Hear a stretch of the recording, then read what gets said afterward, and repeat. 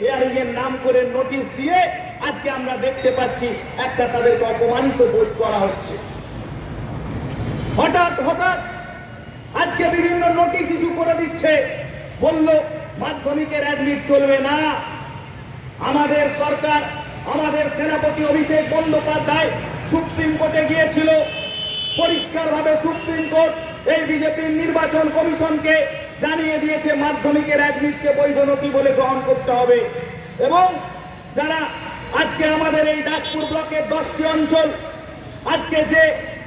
আজকে ধর্মা থেকে আসবে, আজকে চন্দনগড় থেকে আসবে, সুপা পুরসুরি থেকে আসবে, আজকে বিভিন্ন এলাকা থেকে যারা আসছে, আজকে আমাদের ব্লক থেকে তাদের 29, 30, 35 কিলোমিটার দূরে তাদেরকে আজকে বয়স্ক মানুষকে হেনস্থা করা হচ্ছে। আমাদের সরকার আবেদন করে কোর্টে বলেছে যে প্রত্যেকটা সংশ্লিষ্ট গ্রাম পঞ্চায়েতে এই শুনানি শিবির করতে হবে হিয়ারিং এর, এবং তালিকা প্রকাশ করতে হবে হিয়ারিং এর নামে যাদের ডাকা হচ্ছে। এই বিজেপির নির্বাচন কমিশন সুপ্রিম কোর্টের রায়কে মানেনি। 24 তারিখ চলে গেছে, আজকে 25 তারিখ, এখনো পর্যন্ত সেই তালিকা প্রকাশ করা হয়নি। যারা নাকি বলে তারা নাকি আজকে গণতন্ত্র মানে। আমি এলাকার মানুষকে বলবো, আজকে আপনাদের সামনে এই বিজেপি বিভিন্নভাবে ফন্দি ফিকির করে যাচ্ছে।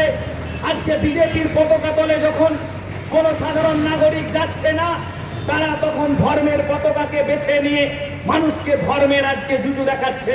ধর্ম পবিত্র জিনিস, মন্দিরে মসজিদে গির্জায় তুলসী তলায় থাকবে।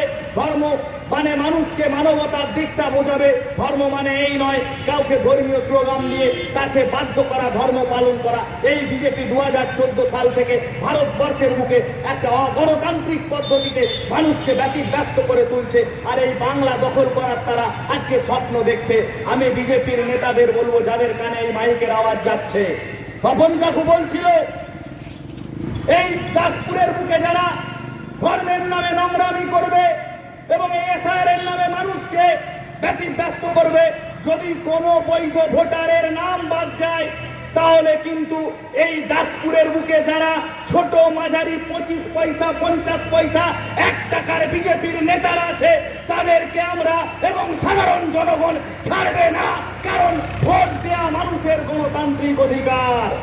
আপনি ভোটাধিকার কেড়ে নিতে চাইছেন। আমরা তো বলছি না তৃণমূল কংগ্রেসকেই ভোট দিতে হবে, কিন্তু মানুষ তার পছন্দের প্রতীককে ভোট দেবে। আপনাকে কে অধিকার দিয়েছে এই ভোটার লিস্ট থেকে ভোটারদের নাম কাটার কৌশল করা?